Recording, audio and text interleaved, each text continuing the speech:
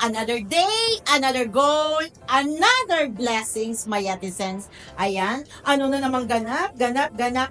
Yan. Dito naman po tayo kung saan nagsimula si Miss Maya. Okay? So, hindi to nawawala. Diamonds. Okay? So, ano ba ang mga diamonds? Bakit ba ang mahal Miss Maya at yung mga diamonds na yan? Nasasanla ba yan? Ano rin ba yan? Investment ba yan? Ganon. So, para sa akin, ang diamonds talaga, hindi lang siya investment, hindi lang siya timeless ba na sinasabi natin na talagang noong unang panahon pa, diamonds is sikat na yan. And diamonds is forever. So pag binigyan ka ng diamonds, forever na yon. Ako, naniniwala ba kayo doon? May forever ba talaga? So ito lang yung ipapakita ko sa inyo. Paano ba tayong mag-test ng diamond? And ano ba yung mga sinasabi, Miss Maya? Paano ba namin malalaman na real ba yung mga diamonds na yan? Kasi ang dami-dami na ngayong mga sinasabi nilang lab grown. Tandaan nyo ha, si Miss Maya, never akong nagbenta ng lab grown. Okay? Sabi nila, yung lab grown daw is diamond. Diamond naman, wala namang problema. Pero gusto ko kasi yung mga minina. Mas mataas ang value yung mga natural, hindi yung gawa sa laboratory. Okay? And mas mahihirapan tayo. Ang dami pa nating magagastos kung magla-lab grown ako kasi kinakailangan ko pang bumili ng milyon na machine. Kasi nga, kailangan ko pang i-test yan kung natural ba yan o lab grown. Pero kung ang ibinibenta ko lahat ng natural, wala na akong problema. Ba't pa ako bibili ng milyon na machine? Sigurado naman ako sa binenta ko. All natural. Ayan. So ito ang natin. So, may makikita kayong mga certificate. Ayan. Pag GIA, iba-iba kasing klaseng certificate ha. Pero ito ang pinakamataas magbigay ng certificate. So, iba-ibang klase tayong certificate. Okay? So, may makikita kayo dyan. Meron dyan na karat. So, tandaan nyo sa diamond, meron kasi 4 C's. 4 na C. Ang tatandaan nyo, 4 lang na C. So, unang-una, cut. So, sa pag-cut, meron tayong round, meron tayong oval, meron tayong pear-shape, round. Okay, yung round talaga ang pinakamataas ang value dito sa atin. Round and heart. Okay, emerald. Meron ding cushion cut. Lahat, ang dami-daming cut. Another, color. So, makikita nyo, may makikita ka maputi. And then makikita mo, this one is medyo yellow. Yung suot ni Miss Maya, puting-puti. So, color, nakaka-apekto din yan sa pagbili ng diamond. Unang-una, cut, color. Next, clarity. Ano ba yung sinasabing clarity? So, pag sa clarity, dyan papasok yung SI, BS, BBS. Kaya yung iba, mas okay na bumili ng may certificate.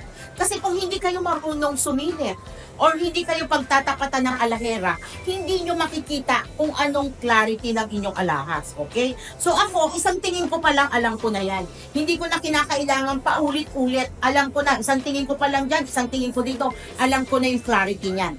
Pero kung may certificate yan, makikita nyo dyan, clarity. BS2. So, maganda na yon.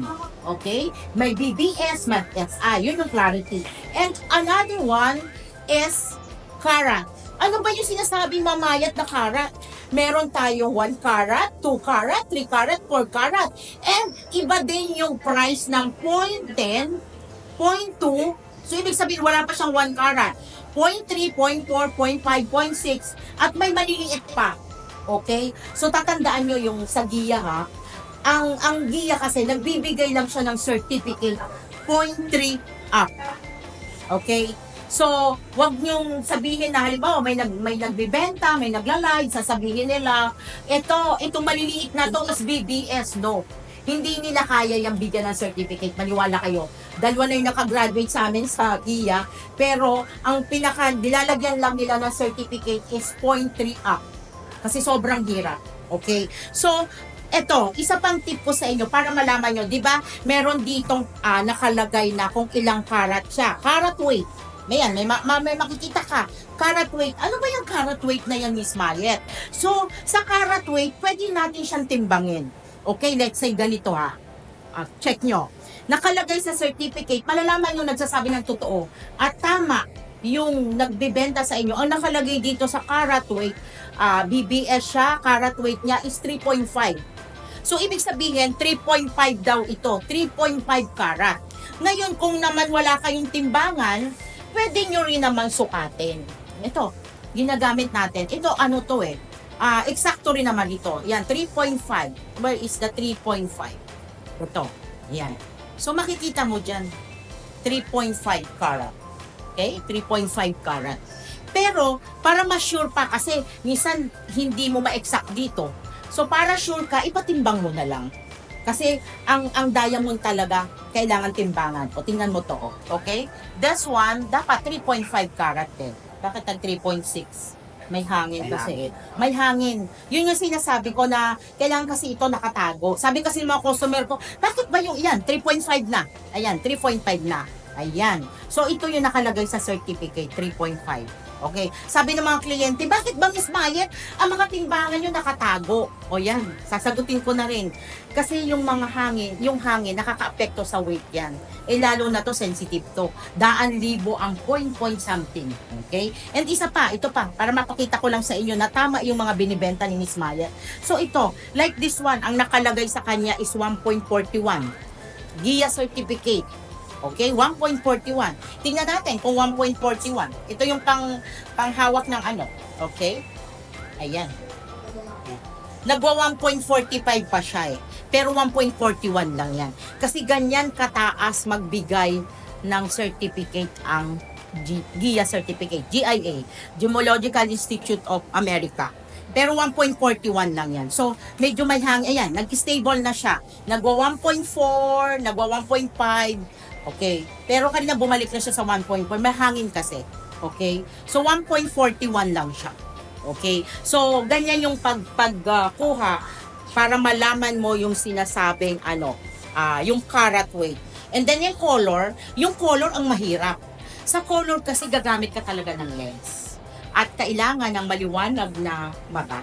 Okay? So, dapat expert ka talaga at may alam ka sa pagdadiamond para makuha mo yung color at saka yung clarity.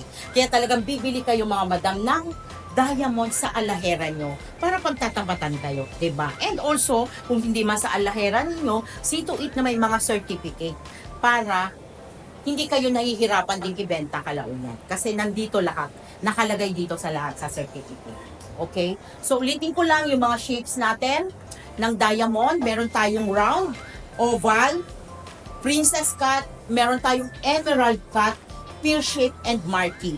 So, doon sa mga shapes na yun, sinabi ko, ang pinakamahal doon dito sa Pilipinas is round and hard. Pero ang pag-alaga ng diamond, hindi mo siya dapat i-stack sa kapwa diamond niya. Kasi ang makakapagpagasgas lang sa diamond is kapwa diamond niya. Hindi ito pwedeng magasgas ng ibang stone kasi ito yung pinakamabigat, pinaka-hardest stone to Diamond hardest stone yan. So, ang makakapagpagasgas lang sa kanya is diamond din. Kasi pareho silang diamond, di ba? So, kailangan yan, kung isi-safe mo, ilalagay mo sa safe, wag mo siyang pagkikiskisin o wag mong pagsasama-samahin. Di pumunta sila sa Mayet at bibigyan ng jewelry box. O, di ba? Nasapot ko na agad. Ang daming jewelry box ni Miss Mayet galing sa abroad. Pumunta kayo sa Mayet de la Rosa and bibigyan kayo ng jewelry box. So, mga madam, follow nyo naman ako sa aking YouTube channel, Mayet de la Rosa, Fine Jewelry. Ganon din sa aking TikTok account. Meron din pong TikTok account ang Mayet de la Rosa.